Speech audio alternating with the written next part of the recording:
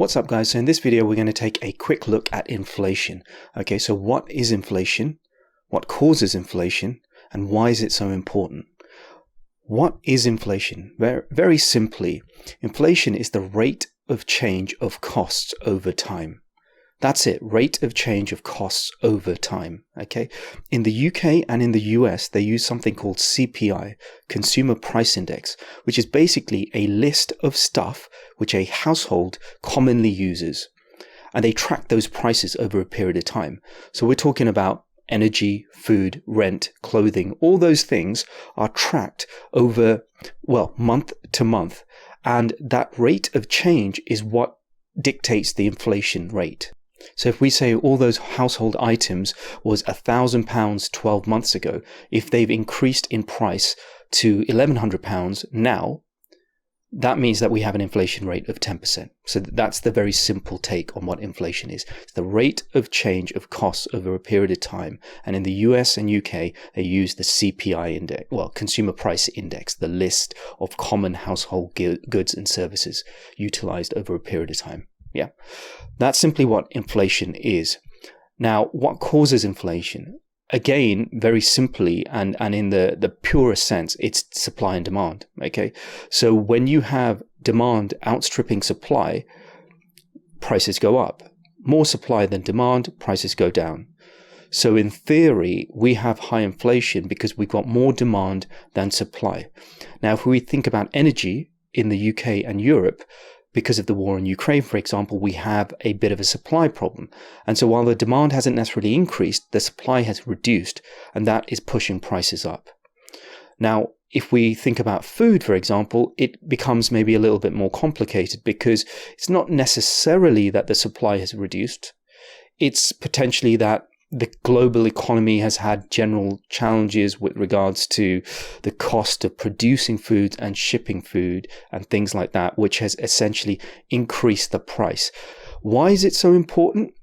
Well, simply put, in a very basic, and I say basic because it's my basic take on capitalism, the model is that you want economies to grow, right? You want growth to be there and sustainable growth. So we're talking about, 2 to 3, 4% growth year on year. And that growth generally, the most simple measure of it, the most common measure of it is something called GDP, gross domestic product, which is the total value of all goods and services produced. That in itself doesn't matter, but let's just stick to the fact that you want growth in an economy. Okay, let's say that's our base kind of theory. With that growth, if you think about it, that means people are earning more money, businesses are doing better. That means that they are potentially able to spend more. That means that they are buying more. So if they are buying more, demand is increasing. Demand is increasing, coming back to our supply and demand, that is going to increase prices. So with growth comes some inflation, and that is understandable and necessary to a certain extent. However, the problem is when you have growth which is 0, 1, 2%, and you've got inflation which is much higher. So for example, if we had growth of say 5% in the UK and inflation was 2.5%, which is the UK government's target as far as I'm aware, as far as I remember, then you've got growth outstripping inflation. So that's there's a net benefit, net opportunity there, right? When you have growth of say 0 or 1% and inflation is at 10%, that means that the availability of money, your buying power is only increasing by 0 or 1%, but the costs are increasing by 10%.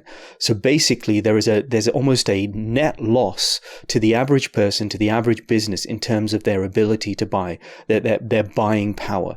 And that is just not a good thing. For a short period of time, it's one thing, but over a sustained period of time, you're just eroding the value of money. It's just not something that you can allow to happen. It could spiral out of control, potentially, that inflation.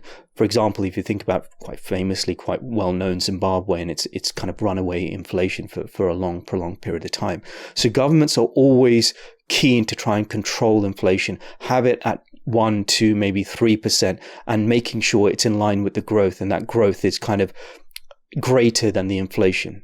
And in the part 2 to this video, I'm going to look at why interest rates are rising. The simple short answer is it's because it's a mechanism to try and control inflation. But we'll go into that in a bit more detail in that second part video. I hope you found this video helpful to some extent, just to give a simple explanation about inflation, what's going on at the moment. Please do leave a like, a comment. Let me know if there are other kinds of videos in this space where maybe you want a bit of a simple explanation in terms of what's going on, something you're interested in the finance, banking, kind of general economic space. And thanks for watching.